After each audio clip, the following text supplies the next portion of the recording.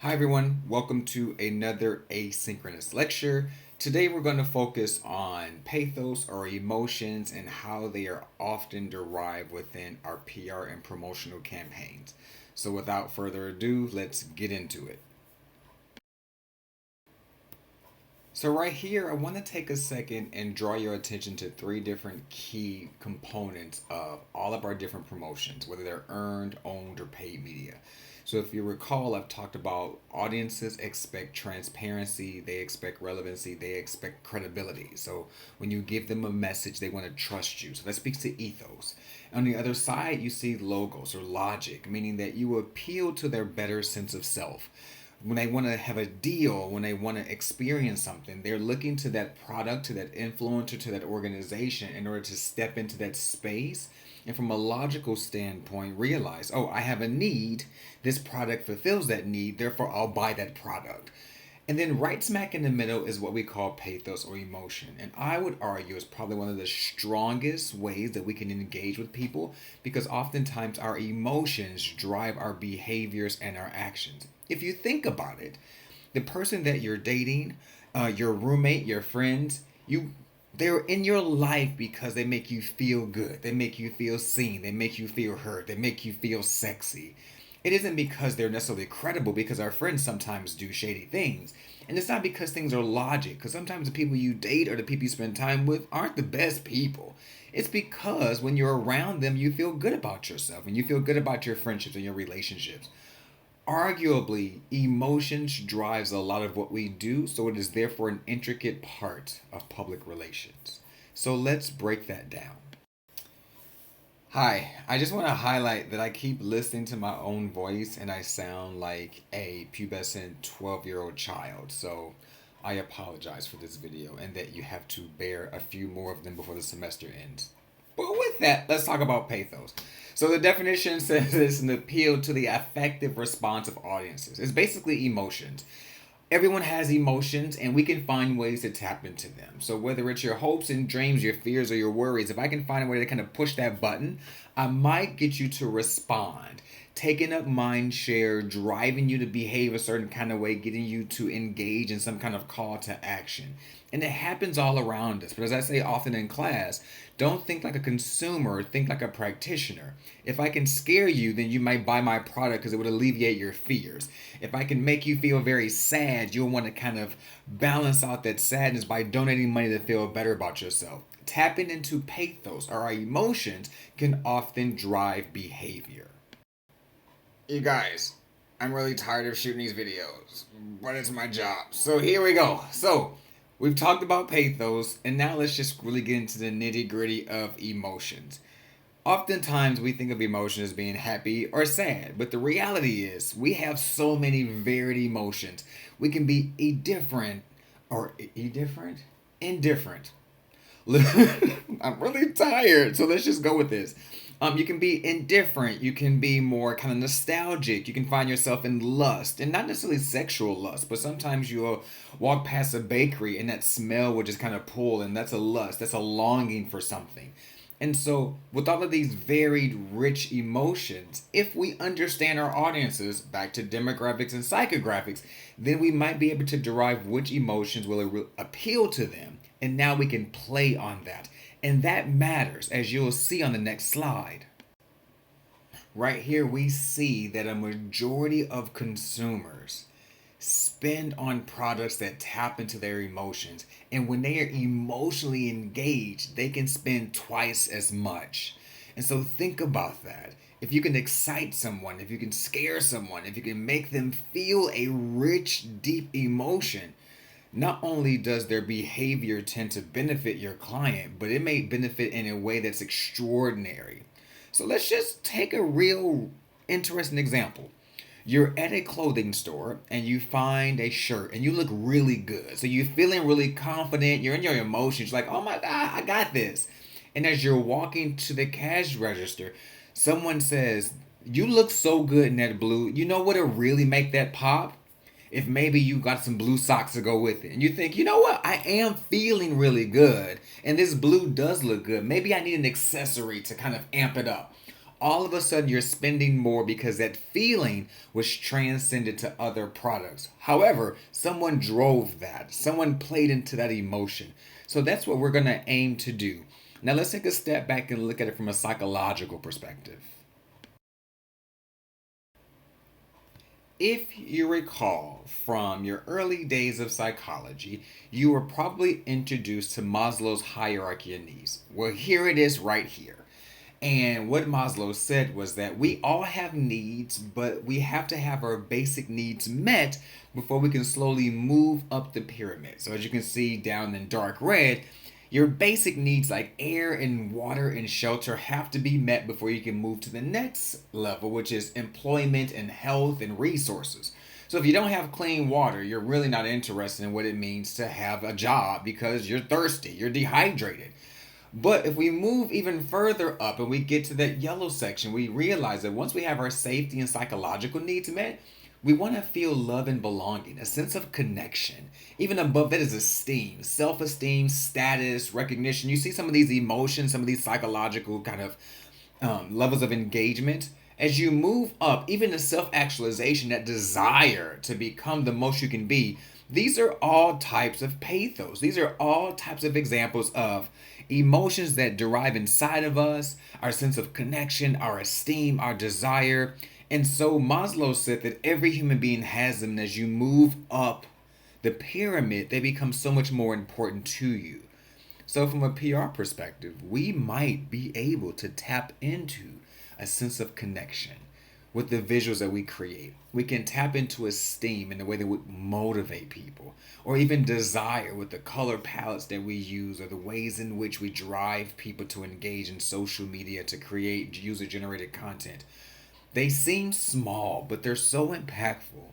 Human beings are not that complex when you think about it. You tap into their needs, their emotions, their desires, and all of a sudden they tend to respond to you. So now you may be wondering, so from a psychological standpoint, human beings have needs and their pathos or their emotions often drive how they're going to fulfill those needs, and we can tap into those. That's psychology. And then you think about just how we operate as human beings from an emotional standpoint, that the people that we engage with and how they make us feel drives us to continue to engage with them. That's a very sociology standpoint. I need to get some sleep. So, how do we as PR practitioners play into that? So, we can create something called an emotional experience. It's responses to brand related stimuli like design and visuals and communication. We can excite people, we can tap into their sadness. Like, we can do that. We can do that with visuals. We can make things that are sleek and sexy and sophisticated, or things that are jovial and youthful and nostalgic. We can do that. The types of colors we use, the typography, the types of visuals we engage with. You're starting to do it now, and I want you to be more mindful of it.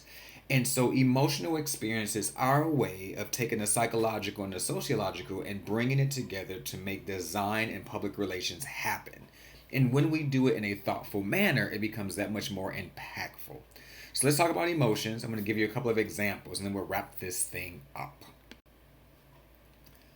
I want you to take a look at this really neat chart I was able to find that illustrates how all of our varied emotions often drive behaviors or actions that can directly benefit a brand, an organization, a influencer, i.e. our clients. So if you look at the far left, you see happiness. And if you can create messaging, visuals that make stakeholders happy, that make different publics happy, they want to talk about it, they want to share it. All of a sudden, you're increasing brand awareness, loyalty, and goodwill. Right next to that, you can tap into sadness. You may think making people feel sad isn't a great thing. But what if I work for a nonprofit and that nonprofit is about donating food for the homeless? If I show you pictures of homeless people and all of a sudden you feel sad because you see that they are struggling, and then I say, now that you empathize with them, that's the action. You can donate money to help us eradicate homeless.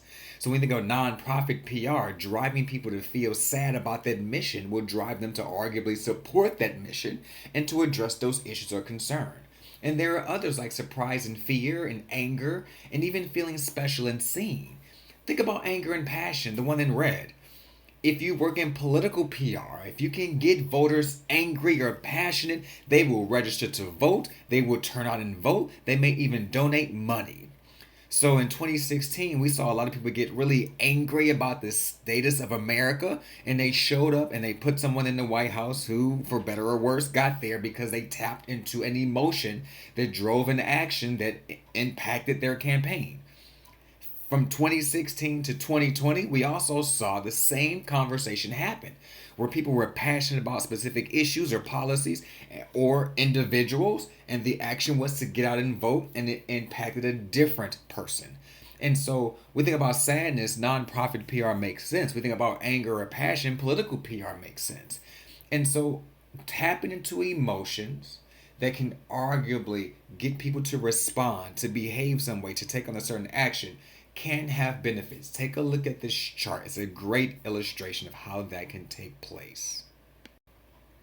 So I love examples and illustrations. So if you think about the last chart, right here I'm giving you an organization, ADT. So if you don't know what ADT is, it's an alarm company. And if you look at the visual, you're seeing a dark house that's quiet and calm and someone breaking into that house. If you were a consumer, an audience member looking at that visual, we could all agree it would probably bring about fear. You do not want your house, your safe zone to be in any way, shape, or form breached. Well, if I have that fear, according to the last chart that we watched, I need to shift back into my comfort zone. Well, I don't want anyone to break into my house, so what's going to help bring me comfort? An alarm system. Maybe I need to go to ADT.com and look at pricing and get someone out there to put an alarm system in my house. Fear was the emotion. The action was for me fighting to get back into my comfort zone. And because ADT brought about that fear, they said we can also help shift you back into your comfort zone by buying an alarm system. That's tapping into emotions in ways that drive behaviors that may benefit an organization. Let's do one more. So right here we have ASPCA. So if you're unaware of this nonprofit, they focus on animal welfare and helping to place animals in homes so that they are not in any way, shape, or form put in harm's way. As you can see from the visual over towards the side, you see a dog that's in a cage, that's hurting, this might be whimpering, and all of a sudden we're tapping into an emotion. Can you guess what the emotion is? It's sadness. No one wants to see animals dealing with any kind of cruelty whatsoever. And so, if you're in some way, shape, or form impacting sadness, oftentimes what individuals would like to do is to find a way to minimize that sadness. And so, if empathy, is a result, they want to connect to what's driving that empathy. And as you see right here in this visual, you can help animals just by reaching out to the ASPCA, calling that number, giving them your credit card, and donating money. Right here, tapping into sadness with the byproduct of empathy and wanting to connect, and then giving you the information, the call to action to connect, is good PR, good promotions. My last slide, and we'll wrap this thing up so you can take your quiz. You guys, I just want to go on the record and state that I shouldn't shoot asynchronous videos really late at night when I'm tired and I want to cry. So, thank you for getting through the video. I put a lot of audio in there so you didn't have to see me look like a fool. I also realized I'm wearing an undershirt, so I mean that's not surprising. I don't dress very nice most days. Do you all know random story? Random stories even in person or asynchronous. During COVID, I used to shoot videos because we were all at home, and I used to shoot multiple videos in my pajamas. I would actually walk in, sit down in my pajamas, and I don't wear appropriate pajamas. Like, I wear the kind of pajamas you should not walk your dog in. Like 3X tank tops with my nipples out and shorts that have holes in it so things fall out that shouldn't fall out. I shoot all my videos like that because I'm like, I'm not leaving the house. I'm definitely not going to shower and put on the clothes. So all that to say that you got a short video that I am fully clothed. I only made like 15 mistakes, and you're welcome. All right, my friends. So it's time to take that quiz. It's 10 questions. Because I am ridiculously tired and kind of hungry, this quiz should be kind of easy. I'm just going to ask questions that you've already watched. So hopefully you watched the whole video. Also, there's going to be one question in the quiz where I say, at the end of the video, Dr. Stamps gave you a letter. What letter was it? The letter is A. So you need to mark A for the question that is considered an attention check to make sure you're paying attention. So one of the answers is A. For the question that asks, what did Dr. Stamps say at the end of the video? The letter is A. The answer is A. Don't get it wrong. All right, my friends, we made it. Please note, we've already talked about the exam that's coming up on Thursday. You have the short answer essay questions, you have a recap. This lecture is also going to be in there, so there may be one or two questions from the quiz that will repopulate into the exam. Study. If you need anything, I will have office hours on Tuesday, so I'll be on campus during my normal office hours, 12:30, no, 11:30 to 12:30 and 1:30 to 2. So I will be back on campus on Tuesday, and then I'll see you on Thursday for the exam. Have a good rest of your week. I look forward to seeing you in a few days.